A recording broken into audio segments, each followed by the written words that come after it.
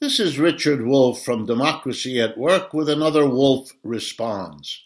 I want to talk briefly with you about Proposition 22 that was voted on in the election just completed in California. The results of the election are that Uber, Lyft, and a whole bunch of other companies, mostly engaged in the driving people or driving goods and services businesses, it's going to allow these companies to get an exemption. That is, they don't have to consider their workers as employees.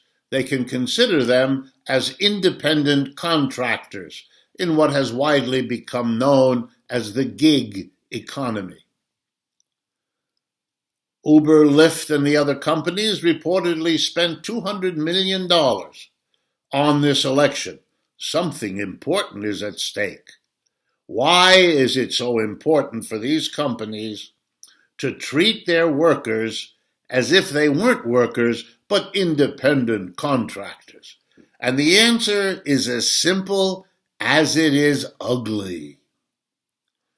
You see, for the last 150 years here in the United States, working men and women have struggled to get certain basic protections for themselves as workers. You know, you have to pay a worker if he works for you. You can't not pay him. And you have to pay him a reasonable wage. Often it's a minimum wage.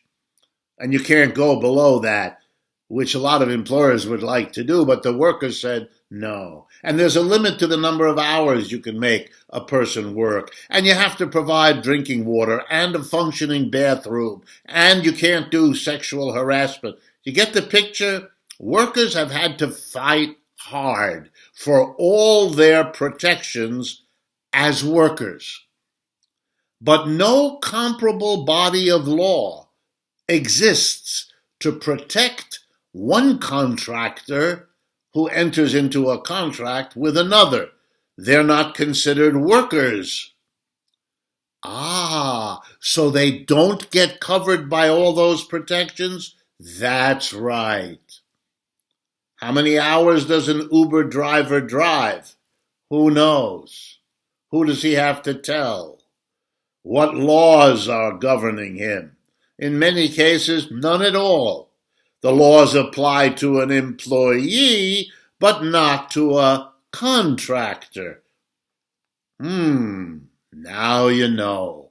It has nothing to do with technology. It has nothing to do with convenience. It has nothing to do with human beings choosing their own hours to work. All of that can be accomplished with employees.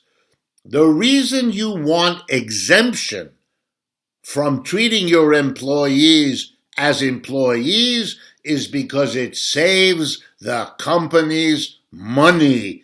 That's it. Nothing else. Now they can get more hours than they might otherwise, pay less than they might otherwise, cover with insurance less than they might otherwise. Get the picture? The companies save a bundle. Will this work? No. It'll just repeat what history taught us. We're now going to see, and we have already begun to see, that an Uber drive entails risks. What risks?